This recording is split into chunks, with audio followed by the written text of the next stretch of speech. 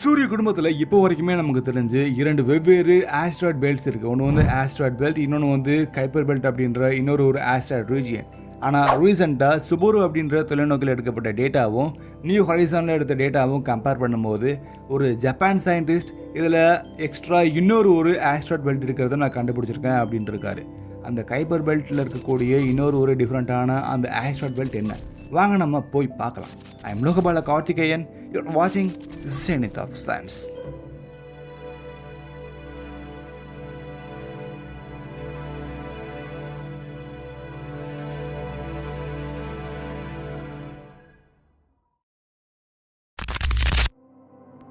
New horizon விண்கலம் கைபர் பெல்ட்டை ஆராயறதுக்காகவே தனியாக அனுப்பப்பட்டிருக்கு அப்படின்னு சொல்லுவோம். ஆனால் உண்மையில் சொல்லணும்னா இந்த நியூ ஹொரைசன் ப்ளூட்டோவை பார்க்குறதுக்கு தான் நம்ம அனுப்பியிருக்கோம். ப்ளூட்டோவை தாண்டியுமே நம்ம கொஞ்சம் டிஃப்ரெண்ட்டான ஷேப்பில் இருக்கக்கூடிய ஒரு பொருளை பார்த்துருக்கோம்னா நம்ம ஆரக்கோத் அப்படின்ற ஒரு டிஃப்ரெண்ட்டான ஷேப்பில் இருக்கக்கூடிய ஒரு விண்வெளி பாறையை நம்ம கண்டிப்பாக சொல்லலாம். ஸ்பேஸில் ஒரு பொருள் இப்படி இருக்கலாமா அப்படிங்கிற ஒரு இமேஜினேஷன் நமக்கு இருக்குது. அந்த இமேஜினேஷனை தாண்டியே இப்படியே ஒரு பொருள் இருக்கலாமா அப்படிங்கிற ஒரு ஆச்சரியத்தை கொடுத்தது அரக்கோத்துடைய ஷேப் தான். நியூ ஹொரைசன் ஸ்பேஸ் கிராஃப்ட் நம்ம கைப்பர் பெல்ட்டில் ஒரு சில ஆப்ஜெக்டை பார்த்துருக்கு அப்படிங்கிறத நம்ம பார்த்துருக்கோம். கிட்டத்தட்ட 250க்கும் மேற்பட்ட விண்வெளி பொருளை நமக்கு டிஸ்கவர் பண்ணியிருக்கு. ஆனால் அது போன பாதை ஒரு பக்கம் இருந்தாலுமே அது போகாத பாதை சில இருக்கும் இல்லையா, அந்த பாதையிலையும் நம்ம பார்க்கணும். ஆனால் நம்மளால் இந்த ஸ்பேஸ் கிராஃப்ட் வச்சுட்டு நம்ம ஒரு பாதையில் மட்டும்தான் பார்க்கணும். அதனால் நம்ம அந்த ஸ்பேஸ் கிராஃப்ட்டுக்கு ஒரு பார்ட்னர் ஒருத்தர் நம்மளுடைய பூமியில் இருக்கார். அவர் தான் ஹவாயுடைய பெரிய தீவில் இருக்கக்கூடிய சுபரு அப்படின்ற ஒரு தொலைநோக்கி. சுபரு டெலஸ்கோப் இந்த நியூ ஹொரைசன் போகாத ஒரு பாதையவும் பார்த்துட்டு இருந்திருக்கு. அதன் மூலியமாக இங்கே 2 வெவ்வேறு பகுதிகள் இந்த கைப்பர் பெல்ட் ஆப்ஜெக்டை நம்மளால் பிரிக்க முடியும் அப்படிங்கிறத ஜப்பானை சேர்ந்த ஒரு சயின்டிஸ்ட் ஃபுமி யோஷிடா அப்படின்றவர் நமக்கு சொல்லியிருக்காரு. அவர் இன்னும் கொஞ்சம் டிஃப்ரெண்ட்டான ஒரு விஷயத்தையும் சொல்லியிருக்காரு. நம்மளுடைய இந்த கைப்பர் பெல்ட் ஆப்ஜெக்ட் ரொம்ப பெருசு தான், அதுக்கு எந்த விதமான மாற்று கருத்துமே இல்லை. கைப்பர் பெல்ட் ஆப்ஜெக்ட் 2 வெவ்வேறு பகுதிகளாக பிரிஞ்சிருக்கலாம். நமக்கு தெரிஞ்சு பூமியிலிருந்து கிட்டத்தட்ட 50-60க்கும் மேற்பட்ட ஆஸ்ட்ரானாமிக்கல் யூனிட்ஸ் வரைக்குமே இது பரவி இருக்கு. தட் மீன்ஸ் நம்மளுடைய சூரியனிலிருந்து அடுத்த 60 ஆஸ்ட்ரானாமிக்கல் யூனிட்ஸில் இருந்து ஆரம்பித்து அதுக்கப்புறம் கிட்டத்தட்ட பல ஆஸ்ட்ரானாமிக்கல் யூனிட்ஸ் தொடர்ந்து இந்த விண்வெளி பாறை பரவி இருக்கும். ஸோ சூரிய குடும்பத்துடைய பழமை, இதை நம்ம ஏன்ஷியனில் இருக்கக்கூடிய ஒரு டிஸ்க்குன்னு சொல்லணும்னா நம்ம ப்ரோட்டோபிளானட்டரி டிஸ்கை சொல்லலாம். ப்ரோட்டோபிளானட்டரி டிஸ்குடைய அளவு இதை விட ரொம்ப பெருசாக இருக்கும் அப்படிங்கிறது தான் ஃபுமி யோஷிடாவுடைய ஒரு கருத்தும் கூட. இப்போ நம்ம கொஞ்சம் பின்னோக்கி பயணிக்கலாம். சூரியனுடைய பழமையை பார்க்கலாம். சூரியன் மட்டும் இல்லாமல் ஒரு நட்சத்திரம் கிரியேட் ஆகணும்னா அங்கே ஒரு நெபுலா இருந்திருக்கும். ஸோ நம்ம வெவ்வேறு நெபுலாஸை பார்த்துருக்கோம். ஆனால் நம்ம சூரிய குடும்பத்துடைய முன்னாடி இருக்கக்கூடிய நெபுலாவுடைய பேர் சோலார் நெபுலா அதோடைய மையத்தில் ஒரு நட்சத்திரத்தை கிரியேட் பண்ணியிருக்கு. அந்த நட்சத்திரத்துக்கு நம்ம வச்ச பேர் தான் சூரியனை சுற்றி ப்ரோட்டோபிளானட்டரி டிஸ்க் அப்படின்றது ஒன்று எவல்யூட் ஆகிருக்கு. அந்த எவல்யூஷனில் அந்த சூரியனுக்கு ரொம்ப பக்கத்தில் இருக்கக்கூடிய அந்த தூசுகள் ரொம்ப வேகமாக ஒரு பிளானட்டாக கிரியேட் ஆகிருக்கு. பட் அதோடைய ரொம்ப தூரத்தில் இருக்கக்கூடிய பல பொருட்கள் இன்னும் எவல்யூட் ஆகிட்டு தான் இருக்குது. அதுக்கான காரணம் நம்மளுடைய சூரியன் கொடுக்கக்கூடிய ஒரு சில முக்கியமான எனர்ஜி அதுக்கு ரொம்ப ஸ்பீடாக கிடைக்கிறது இல்லை.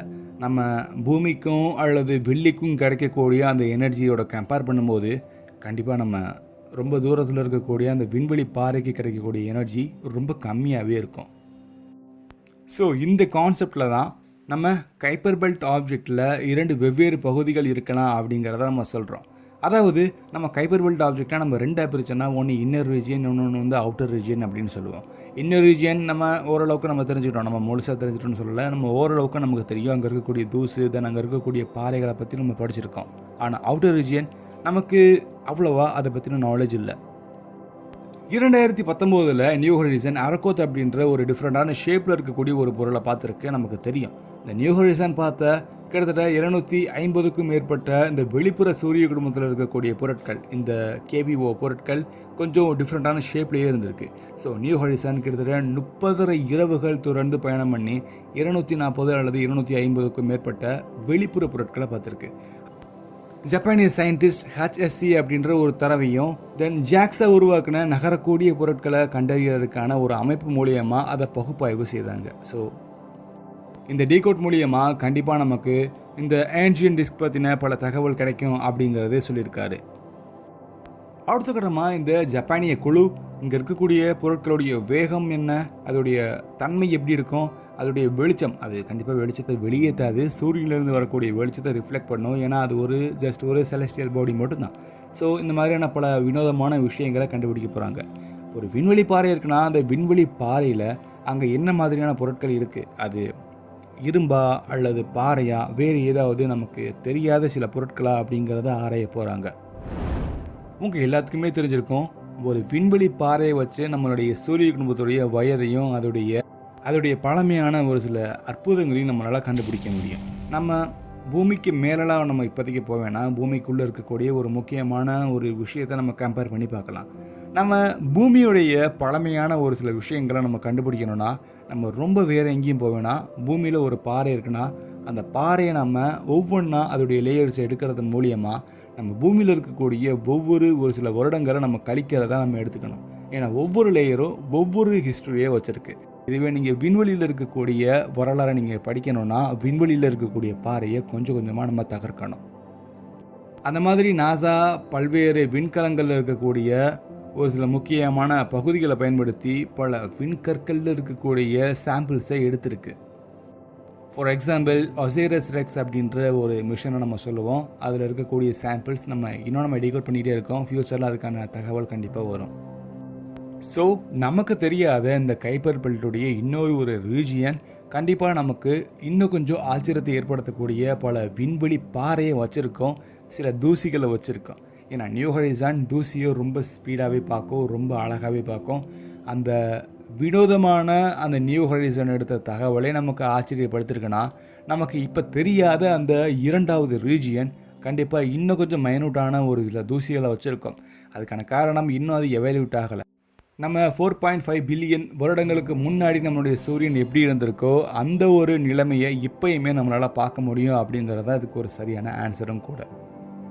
ஃபுமி யோஷிடா அப்படின்ற சயின்டிஸ்டோடைய கருத்து, இன்னும் நாங்கள் இந்த சுபரு வச்சுட்டு நாங்கள் பார்த்துட்டு தான் இருக்கோம். இதுக்கு முன்னாடி நியூ ஹொரைசன் பார்த்துருக்குன்னு சொன்னேன் இல்லையா, 240க்கும் மேற்பட்ட பொருள். அந்த டேட்டா இப்போ நாங்கள் எடுக்கக்கூடிய டேட்டா, நாங்கள் ஃப்யூச்சரில் எடுக்கக்கூடிய டேட்டா எல்லாமே நாங்கள் கம்பேர் பண்ணி பார்ப்போம். எங்களுக்கு ஏதாச்சும் புதுசாக ஏதாச்சும் கிடச்சதுன்னா நாங்கள் சொல்லுவோம். கண்டிப்பாக நாங்கள் அந்த வெளிப்புற டிஸ்கை நாங்கள் அதிகமாக ஆராய்வோம். நாங்கள் அஃபிஷியலாக இன்னும் கொஞ்சம் நாங்கள் டிஸ்கவர் பண்ணுவோம் அப்படிங்கிறத ரொம்ப பெருமையாகவே சொல்லியிருக்காரு. தென் அடுத்து ஒரு டிஃப்ரெண்ட்டான ஒரு ஸ்பேஸ் ட்ராவலில் நம்ம கண்டிப்பாக சேர்ந்து பண்ணிக்கலாம். பாய் பண்ணிடுங்க. இதே மாதிரி கொஞ்சம் டிஃப்ரெண்ட்டான கொஞ்சம் விண்வெளி பாறையோ விண்வெளி பகுதிகளையும் நீங்கள் தொடர்ந்து பார்ப்போம்.